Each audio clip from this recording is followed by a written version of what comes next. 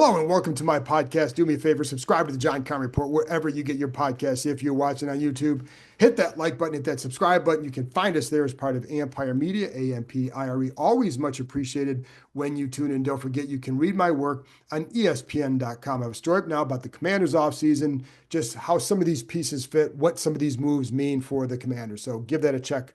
Check it out on ESPN.com. So also, I am at the owners' meetings for the next couple of days, and you can see if you're looking at me, like, my goodness, that is a bright light right there in my face. Anyway, I'll be at the Breakers in Florida for the next couple of days, so I'll be getting some updates from Florida and the owners' meetings. We get a chance to talk to Dan Quinn, Adam Peters, etc.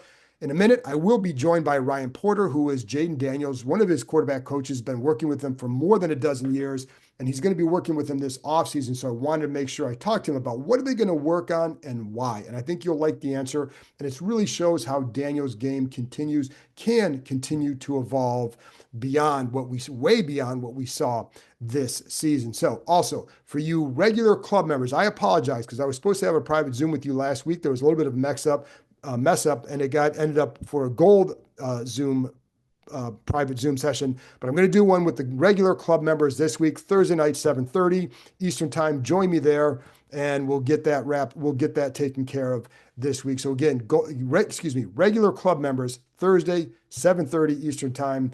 Join me there and bring your questions, etc. So anyway, that's it for me. Here's my conversation with Ryan Porter, one of Jayden Daniels' personal quarterbacks coaches. All right, Ryan. So the first time I talked to you, you told me about what Washington was getting in Jayden Daniels, and pretty much everything you said was pretty much dead on. So what can we expect for year two? So let's go there. What coming off this year? First of all, what was it like for you watching him this year? You want the truth? It Yeah. was,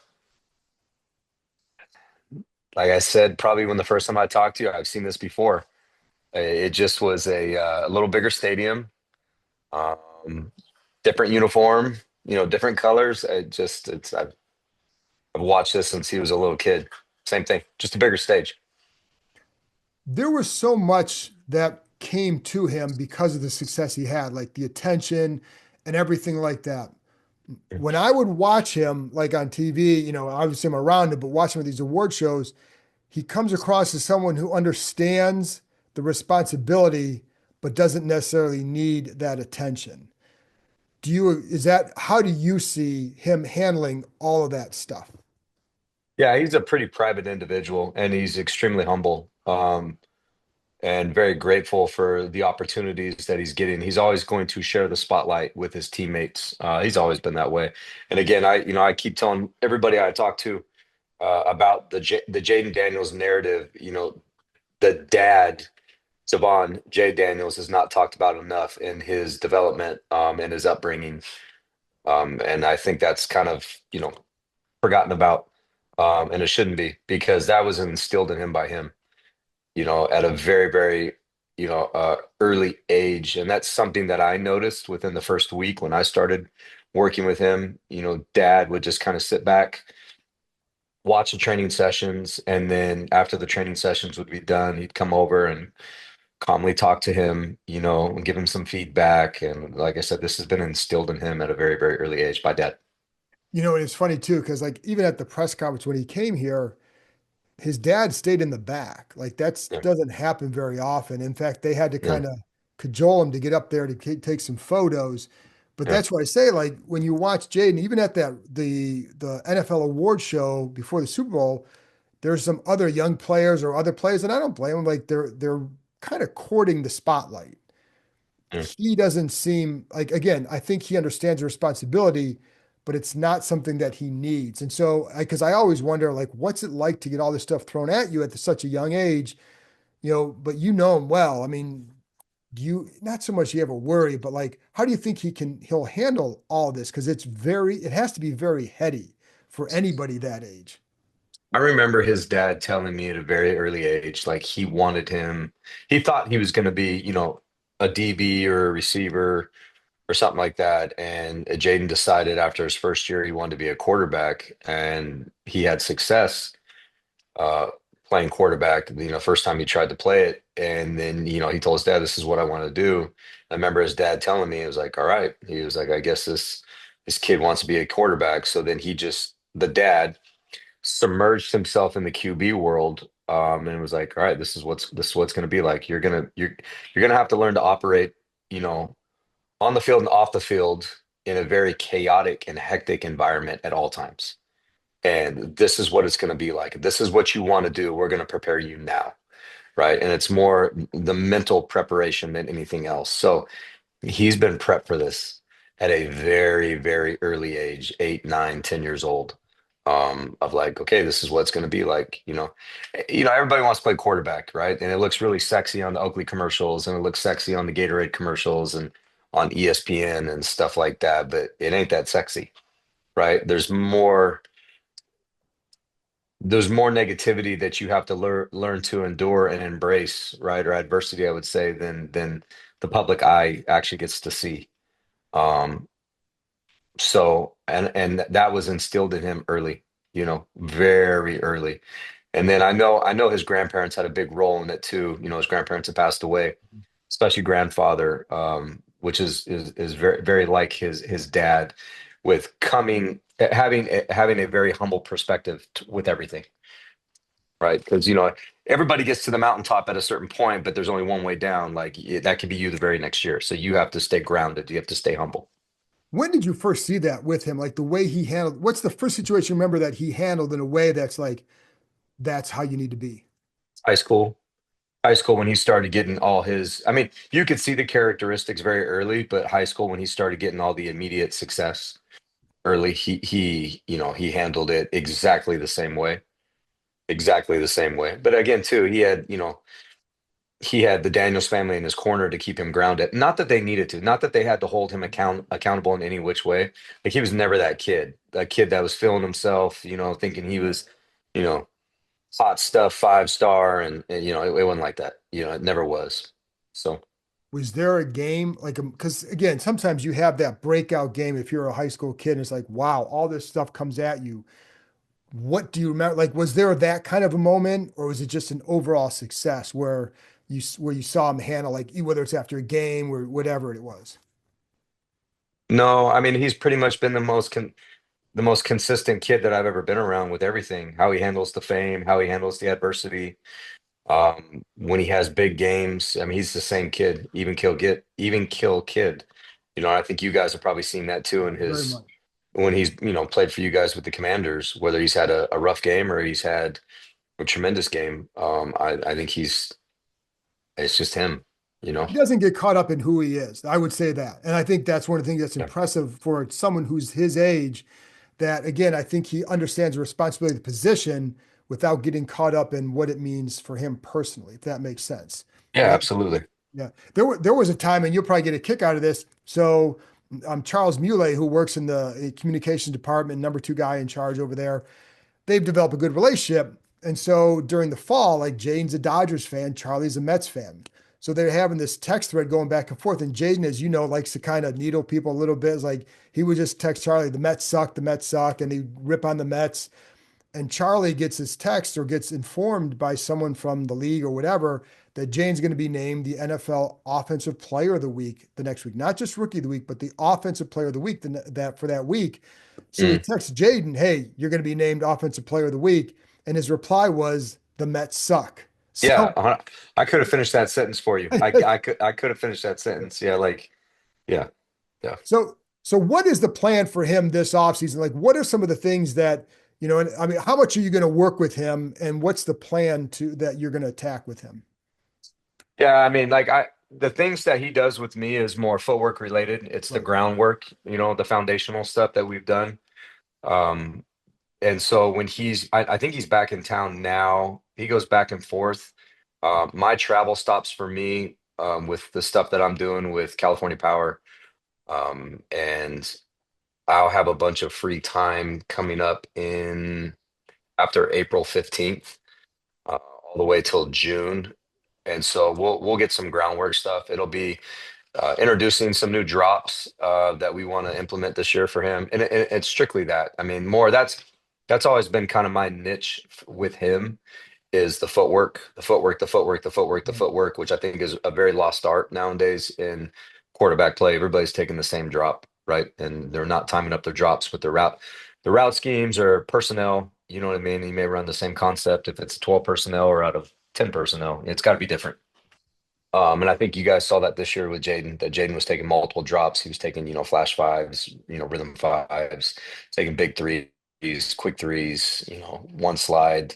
Um, so we're going to implement some different stuff like that, just more footwork related. How can that help him evolve? Well, everybody's got to hear a film on him now.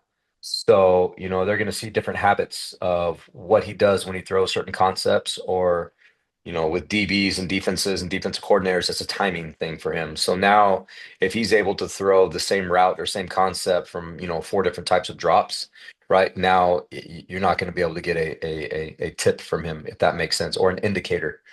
Um, and it's just being able to, play chess from the quarterback position where a lot of DBs they're keying your drop, or even coordinators, or they're keying your drop to seeing like, okay, when he's taking this drop, this is what he's throwing. So it's just to be able to put that in your tool bag, sharpen those tools. And there's just a few new things. There's only so many drops you can take, right? But there's Right, certain right. right. But there's actually a lot that we kind of like hybrid drops that we mix together. Aaron Rodgers is the best in the game to do that right now. So it's very similar to what he does. And how hard is it? Because it sounds, I mean, okay, you work on drops, but how hard is it for guys to get that to just to be able to implement a number of different drops? Truth. If you've had a habit of only taking a certain drop for so many years, see, it's the shotgun era, right? So not too many people have worked under center. So the foundational training that's been placed for him at a very young age is we always trained everything underneath. So you were taking multiple fives, you were taking different tempo style three steps, you were taking back outs, you were taking, different style one steps, left foot forward, right foot forward, square stance, different stuff like that. So you were creating good habits for him early. And what in my profession, what I've seen nowadays is I get a lot of your rising four-star and five-star quarterbacks and even college guys when they come in for like, you know, prep and stuff like that, and their footwork, it's atrocious. Like everybody's trying to throw everything off platform. They're trying to throw, they're they're how do I say this? Strictly rotational throwing, right? Which when I truly believe that the linear and rotational world can combine. You know what I mean? Like everybody's got their own unique thumbprint, right? It's Right, one of right, one. It's like different pitchers releases in baseball, right. but everybody's trying to copy a certain style, a way of throwing right now, and that's not in every QB's DNA, right? So I truly believe it's simple. Your eyes control your feet controls your offhand controls your throwing motion, right? Your throwing hand. So what your feet do, your arm does every single time. You throw a football like you throw a punch. So if you hammer the footwork, the footwork, the footwork, the footwork, that polishes what God intended your natural release to be. So to answer your question in not so much a depth is if if quarterbacks aren't used to that and they've created what I call bad habits out of the gun for such a long time, it takes some time. It takes a good off season or maybe even a full year to understand, the importance of taking and learning how to, take multiple drops. And also you got to have elite feet, and that's something that Jayden has. Mhm. And that's what I was going to Yeah. ask you too, because there's got to be something where it's got to be there's processing, but there's also just really good footwork for that as well. How long did it take him to get that? He picked it up really quick. He picked it up really quick. And but I credit to his dad being a defensive back, and so he Mhm. has those genes. I say he has, DB feet, right? But let's not forget, like when he'll come back every now and then and get some groundwork with me, he'll be a little rusty, right? And he'll be like, hold on, we do this again like this, right? So but then he picks it up within after one or two reps. You know what I mean? It's very unique, the style of footwork that we teach with him. And I challenge everybody to really like watch what he does from a footwork standpoint that is much different, and literally compared to every other quarterback in the NFL, it's on a different pedestal, like what he does from a rhythm and timing standpoint. And he's very intentional behind his footwork in every pass. Are there other quarterbacks that he likes to watch that you brought up Aaron Rodgers? Anybody else who kind of maybe in that same area can be a help just to watch? Jaden's a football nerd, so I think where Jayden just loves watching football, so he'll watch everybody and try to emulate, take a tool from every quarterback's tool bag and kind of sharpen it, make it his own. He hasn't really specifically told me somebody that he just, truly likes to watch. And I think he just really focuses on his craft and tries to get better with what he does from a footwork and a timing perspective, right? If you notice his shelf where he keeps the ball is always under his chin too, Right. right? Like he does. And he is the only quarterback that I've ever coached that I don't mind the pat. Like if you notice his pat Hmm. never affects his dissociation and throwing. I know it's a rhythm cue, Hmm. rhythmatic cue, but his pat is so subtle and so small. It's just a boop. Like it's not the where you Right, right, saw right. your quarterback in the past where he was big and then it Yes. threw off his timing, where Jaden's is just a little boop. Like it's really the only guy that I've ever coached that it doesn't affect his timing and the DBs. It's not a big enough indicator to where they're breaking the minute he pats because his release is so quick, so efficient, and the ball gets up and out quick. Is that something he worked on, or is that a natural thing? Natural, natural too. And if you notice, the nose of his ball doesn't turn out. Right, It right. rarely, I mean, it's up and out. It doesn't turn out. Well, we say he doesn't drag it through the mud. I mean, that thing rarely turns out. You know what I mean? But again, his feet are so fast, so it creates a chain reaction, right? He gets, he gets his feet in place, ball up, out. And it's funny because when you like, I always you like talking about arm talent, and that which is different, as you know, from arm strength. Mhm. And like he has unbelievable arm talent for that Yeah, reason. That was one of the things that I know in talking to these guys before the draft. And there were throws this year where it's like, holy whatever, because just like see it go. Now it's coming out. yeah. And that's what that is, right? I mean, that's how many guys do you see have that level of arm talent? Rare. Like he's a generational talent, you know. But again, it goes back to his footwork. Yeah. His feet are always in place. He sees it before he shoots it, His eyes are always before his feet. And his feet are always in place and his footwork is so fast, so efficient, it's able to get his arm up and out. So, Is and his there offhand is very consistent too. A lot of people don't talk about the offhand as much. His offhand is always here, right? Because these work as equal opposites. right? So when your offhand is all over the place, this thing's going to be all over the place. And if you notice, his is always here, always, always. It centers him. This is a obviously a difficult league, and so when you brought up earlier, like defensive coordinator is going to be looking at him. What other things do you talk to him about when you talk to him or when you get him that can help that evolution? Because in how much further can he get with all this stuff? Because Uh, like uh, again, they are going to be like every year it's a challenge in this league, and it doesn't mean that he's going to go up or down. It's just going to be a challenge. It's a tough league. There's a reason why quarterbacks make a lot of money. He's just going to get crafty, and I'd say from a mechanical standpoint, he's just going to continue to keep fine tuning his mechanics. I mean, obviously we talk before every game. It's just a quick 2 to 7 minute conversation on Sundays, right?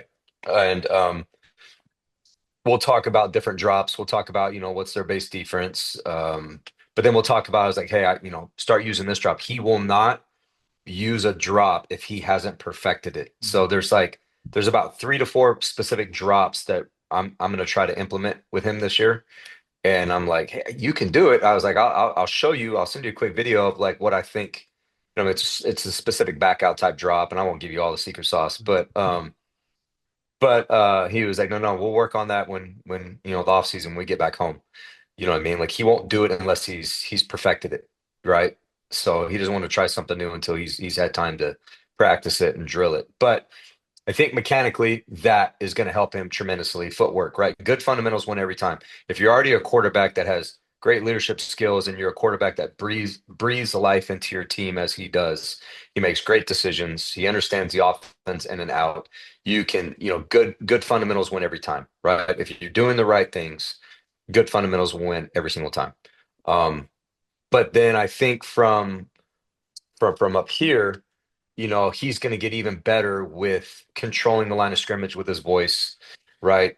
Dictating what the defense is going to be able to do with dummy cadences, dummy checks, you know what I mean? To see if they're going to be rocking and rolling, using dance motions, whatever it is, to get them in place, to create motions and movement for leverage and different things like that. Kind of like you saw, Peyton Manning Yeah. and Tom Brady did towards the end of the year, what I mean? Constantly talking, and keeping the defense on their toes and so afraid of being out of place that they had to show you what they were doing. You know what I mean? Because you never know when you're going to snap the football. And they're trying to guess what you're talking about, I guess, at the line of scrimmage. What was the biggest growth in his game that you even saw during the season from start to finish? That's a great question. Um,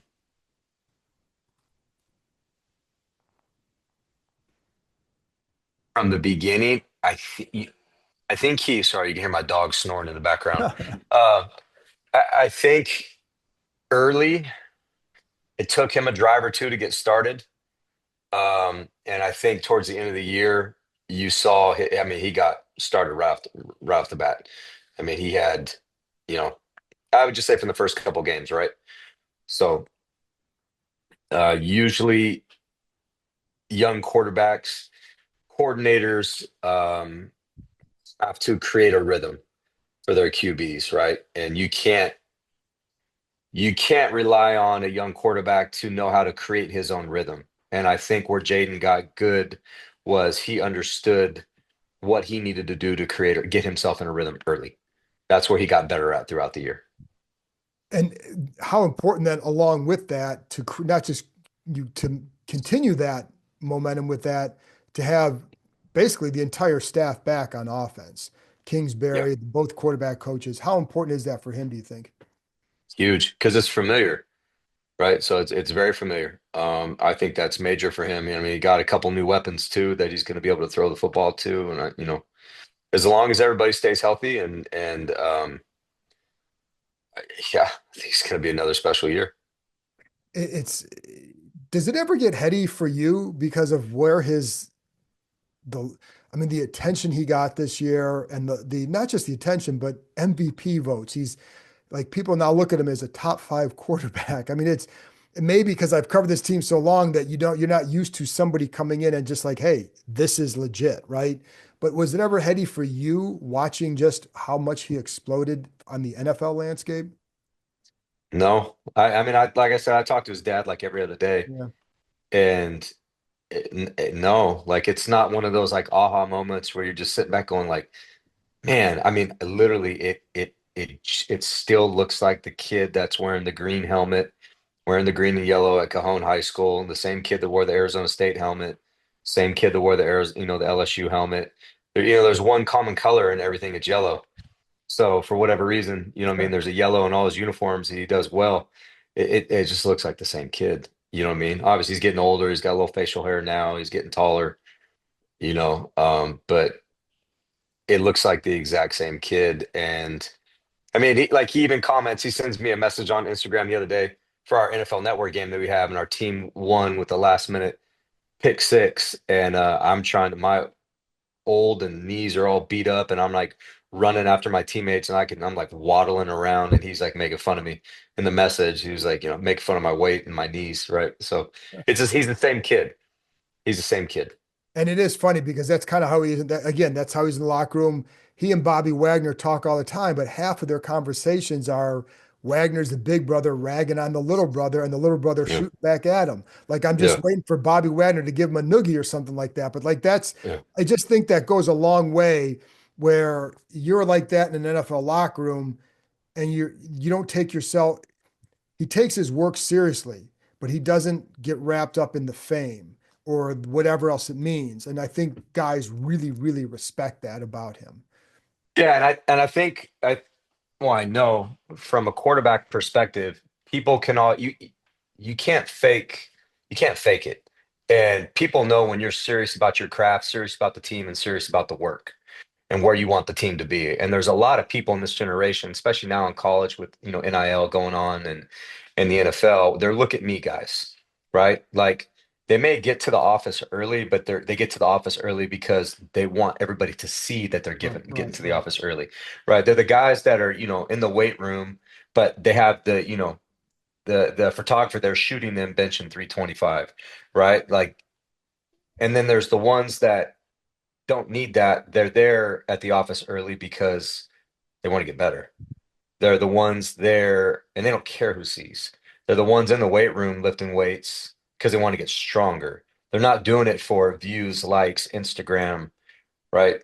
Like true leaders and the true quarterbacks are the ones that aren't seeking validation from their coaching staff and their players. Their teammates are seeking validation from them. And it's funny because we've talked about this before. Like he's not someone who likes to post stuff on Instagram.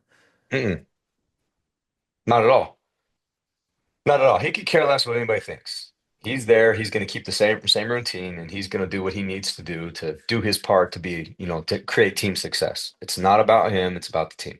So, and Period. going back to the footwork stuff. So, just a couple more minutes on this, and then we can wrap up. But when you're teaching that, like, how often would it take to implement a new drop, and then from your like working with him before he can then go work on it his own and kind of perfect it? For him, he's different. So, like, if we put one in like on a Monday, he's perfected it by Tuesday. You know what I mean? I mean, he'll walk through it a couple times, and then he practices it. He'll rep it the rest of that day, and then he'll come back and he'll be fine on Tuesday. So it doesn't. Rarely do you see him have any, inconsistencies footwork related. He may have to get reminded if I haven't seen him for 6 months or so or something like that. Like, okay, remember, stay front foot heavy on this one or stay loaded on your back foot on this one. But like his footwork is elite. There's only one other quarterback that has footwork like him that I've ever worked with, and he's going to be the starting quarterback this year for Washington State, a kid named Jackson Potter. Those are the only two that I've ever seen have footwork like this. So when you're watching him in a game, how often would you see on just like a particular route with him using different drops?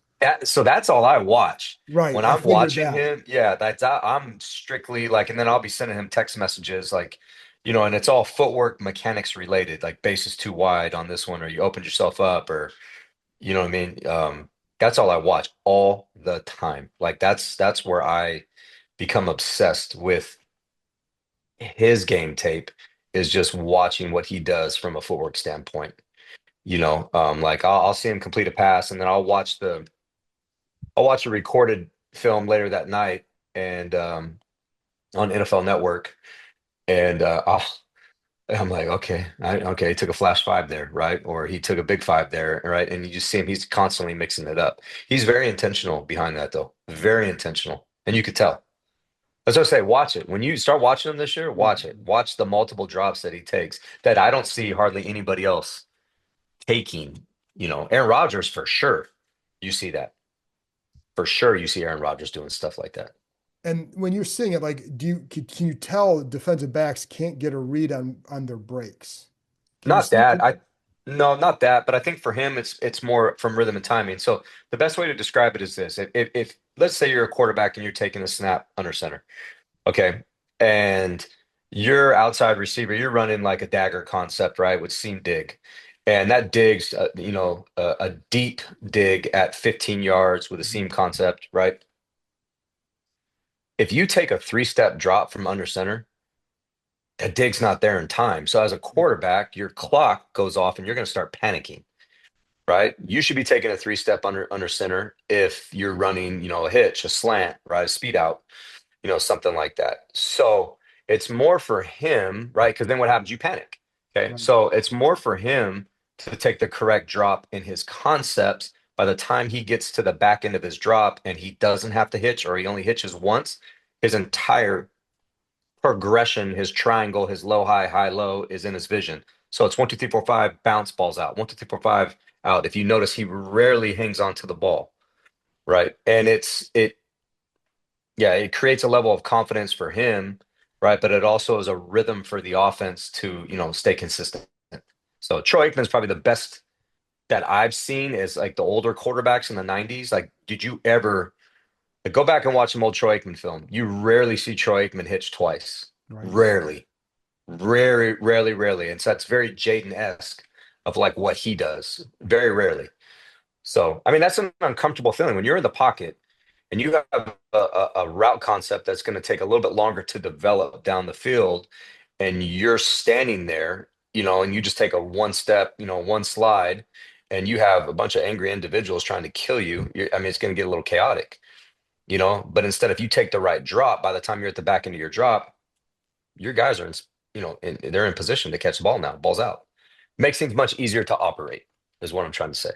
So, and the last thing is there anything else obviously your footwork is your thing, anything else with his game that you could help him with, or that he maybe will look to do this offseason to enhance his game and continue to grow it? For me, I think the focus for me and him, for my focus with him this year would be, Right, because I know he does some other stuff with right.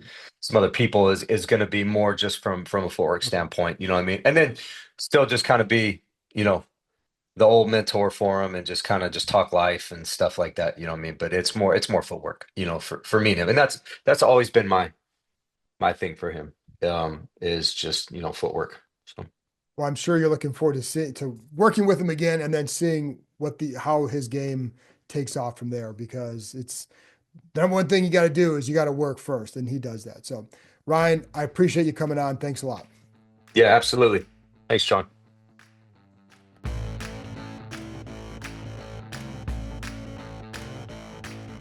That's it for this episode. Thanks to Ryan for joining me, and thank you as always for tuning in. I'll be back on Tuesday with another episode, so I'll talk to you next time.